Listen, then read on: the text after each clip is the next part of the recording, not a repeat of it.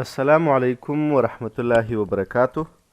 ګرانو محصلینو خدای تعالی مو راوله، څنګه یاست؟ صحتونه مو ښه دي؟ الله تعالی دې وکړي چې تر دا مهاله پرې په جوړو روغ یاست. موږ تاسې نن حرارت او د هغه د اندازه کولو واحدونه وایو. د درس اړوند ډېرې پوښتنې به انشاءالله العزیز نن موږ تاسې د درس تر پایه پورې حل سي، چې حرارت اصلا په خپله دی څه شی، او بله خبره دا ده چې حرارت د څه شي په واسطه باندې اندازه کیږي. نو راځم درس را پیلومه. بسم الله الرحمن الرحیم. حرارت یا هیټ یا تودوخه، د تودوخې په اړه باندې مختلف نظرونه موجود دي. اوس اصلا تودوخه خو موږ څه ته وایو؟ موږ اجسام لرو دوه ډوله، یو تاوده اجسام لرو، بل یخ اجسام لرو. صحیح ده؟ نو اوس یخ اجسام چې دي موږ وایو چې د دې حرارت یا تودوخه یې کمه ده، او تاوده اجسام وایو چې د دې حرارت یا تودوخه زیاته ده. خو اصلا حرارت یا تودوخه چې ده دا د انرژي یو ډول دی. اوس مواد چې انرژي لري په خپل ځان کې، مواد چې انرژي لري دا انرژي په دوو شیانو باندې تغیر کیدلی سي. د انرژي تغیر په دوه ډوله دی، یعنی اکسچینج آف انرژي. د انرژي تغیر چې دی پر دوه ډوله دی. د انرژي تغیر کله چې انرژي د یوه جسم څخه وځي، کمیږي، جسم انرژي د لاسه ورکوي، لاسز یا کمبود رامنځته کیږي، نو یا به کار سرته رسیږي دغه په واسطه، ورک د هغه انرژي په واسطه به څه کیږي؟ کار سرته رسیږي. او که کار سرته ونه رسیږي او انرژي اکسچینج سي یا انرژي تغیر وکړي، نو هغه انرژي به خامخا څه رامنځته کوي؟ تودوخه به رامنځته کوي. تودوخه یا هیټ په خپله انرژي ده، د انرژي تغیر دی. کله چې د یو جسم څخه انرژي کمیږي، یا به داسې وي چې دا جسم به یو کار سرته رسوي، هغه انرژي د انرژي تغیر یو کار سرته ورسوي. او که چیرې د انرژي تغیر کار سرته ونه رسوي، نو په هغه صورت کې بیا به په تودوخه سره بدلیږي، یعنی ګرمایشت به رامنځته کوي. موږ ویلی سو چې د انرژي تغیر په موادو کې عبارت د تودوخې څخه دی. اوس داسې خو نسو ویلی چې په موادو کې انرژي نسته. هره ماده یو اندازه انرژي په خپل ځان کې لري. صحیح خبره ده؟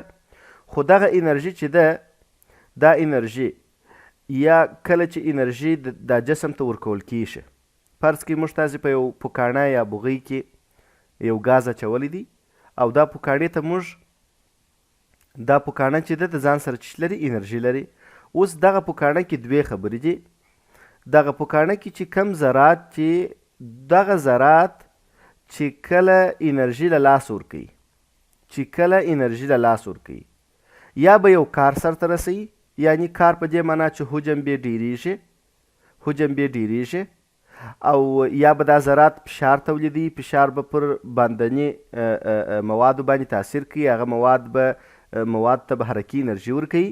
صحیح ده؟ داسې یو کار به سرته رسي، او یا به ګرمیږي.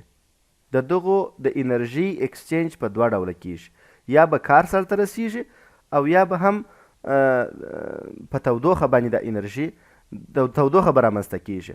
نو اصلا تودوخه چې ده د انرژي تغیر ته ویل کیږي، د انرژي کمبود او زیاتوب ته ویل کیږي.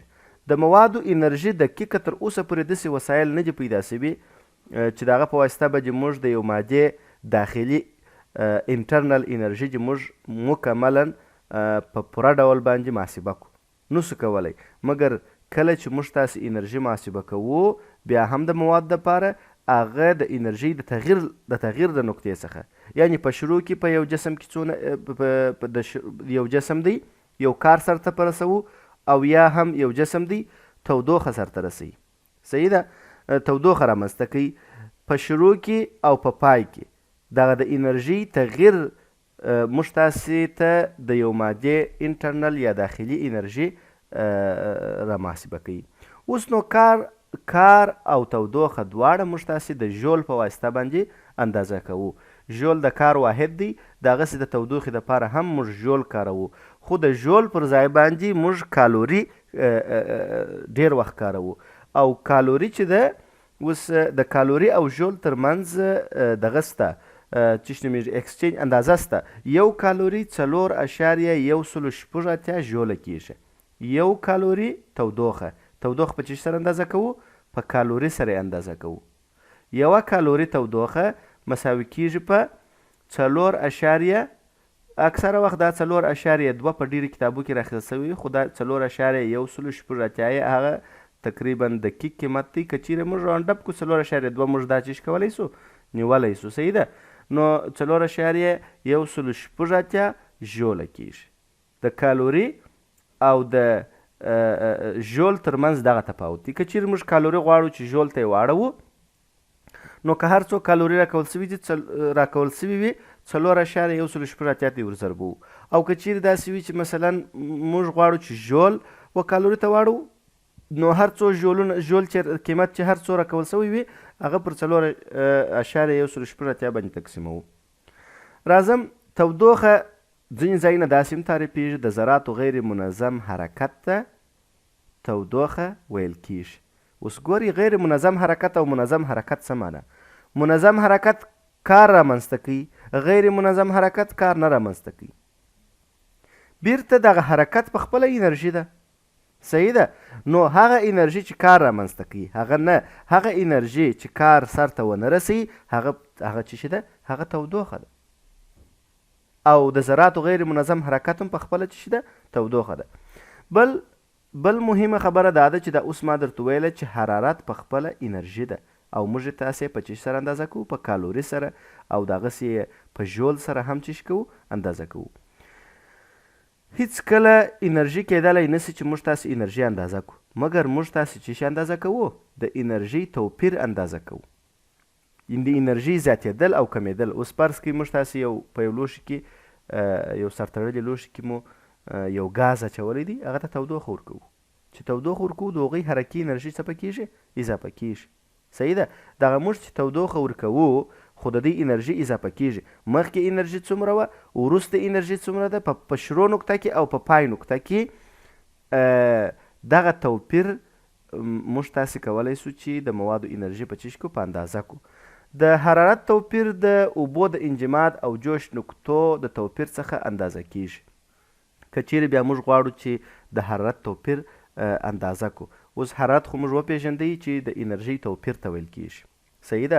اوس که چیرې موږ حرارت بیا اندازه کوو، نو بیا حرارت چې دی د انرژي دغه د اوبو د جوش او د انجماد د نقطو د توپیره څخه اندازه کوو، چې هغه ته بیا ټمپریچر موږ تاسې په انګلیسي کې ورته وایو. هیټ سو یو چې تودوخه سوله، او یا حرارت سو، او بل بیا ټمپریچر چې تودوخه سوله. اوس نو د حرارت او تودوخې ترمنځ باید موږ تاسې توپیر ولرو. په پښتو کې خو دغه هیټ او ټمپریچر دواړو ته موږ حرارت هم وایو، تودوخه هم ورته وایو، خو دا دواړه نومان یو د بله سره فرق کوي. د حرارت یا هیټ چې دی دا د انرژي توپیر ته وایي.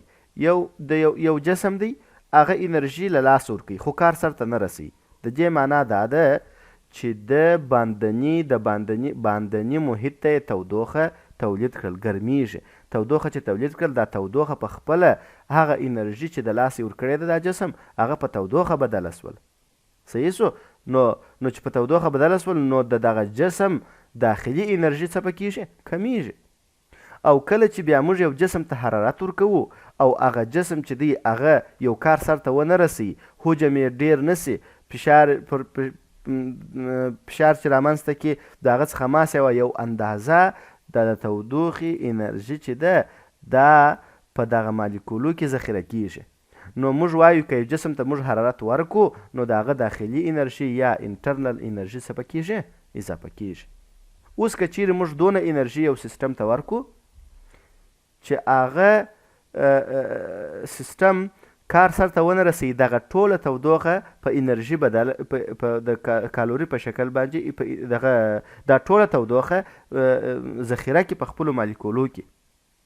نو موږ وایو چې د حرارت انرژي چې ده دا ټوله دا حرارت چې دی دا مکمل په داخلي انرژي کې ذخیره سو. او که چیرې داسې وي دا امکان نه لري چې د حرارت ټوله انرژي چې ذخیره سي، بلکې یو اندازه کار سرته رسي او یو اندازه یې په مالیکولو کې د مالیکولو انټرنل یا داخلي انرژي اضافه کوي. نو د حرارت توپیر چې دی د حرارت توپیر د حرارت ډیرېدل او کمیدل دا موږ د اوبو د انجماد او جوش د نقطې د توپیر څخه اندازه کوو. چې د اوبو د انجماد او د جوش د نقطو دغه توپیر ته بیا موږ تاسې ټمپریچر یا تودوخه وایو. صحیح ده؟ راځم پسې د حرارت درجې ته. د اوبو د انجماد او د جوش نقطې ترمنځ د حرارت د توپیر واحد ته د حرارت درجه وایي. څنګه؟ اوس فرض کړئ موږ تاسې داسې یو آله لرو ترمامیتر په نامه سره. دا یو سرتړلی ټیوب دی. په پای کې مو مثلا سیماب ورچولی دي دلته یا د سیماب اکساید. صحیح ده؟ د سیماب اکساید مو ورته راچولی دي.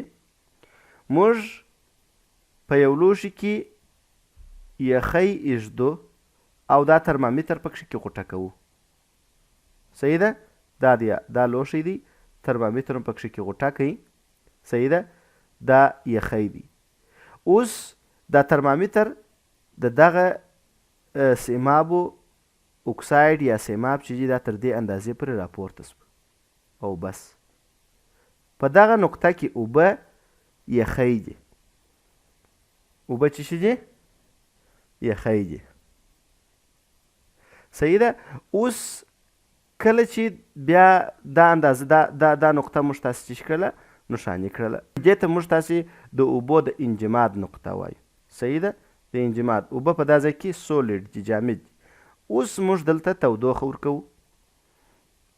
تودوخه چې مو ورته ورکړله دا اوبه په جوش باندې راولو. په جوش چې راولو دلته بیا دغه د سیمابو د اکساید حجم په تودوخه ورکولو سره وار په وار چې کېږي رالوړېږي تر فرض کړئ تر دا نقطې پورې ځان را رسوي. صحیح ده؟ دلته چې ځان راورسل موږ دا وایو چې دا د اوبو د جوش نقطه سوله، د بوایلینګ پوینټ یې سو یا د جوش نقطه یې سوله. اوس که چیرې موږ تاسې دغه د اس او بي ترمنځ دا فاصله راواخلو، په هر څو چې ویشو زموږ تاسې خبره ده، په هر څو چې تقسیمو مشکل نشته، پر مساوي ټوټو باندې دا وویشو، هغه یوې ټوټې ته موږ تاسې د حرارت درجه وایو.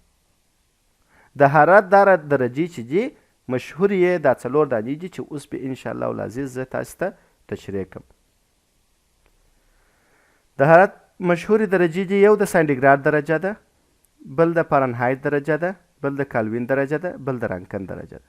دا 4 درجې دي چې په آینده درس کې به د خیر سره زه تاسو ته تشریح کوم.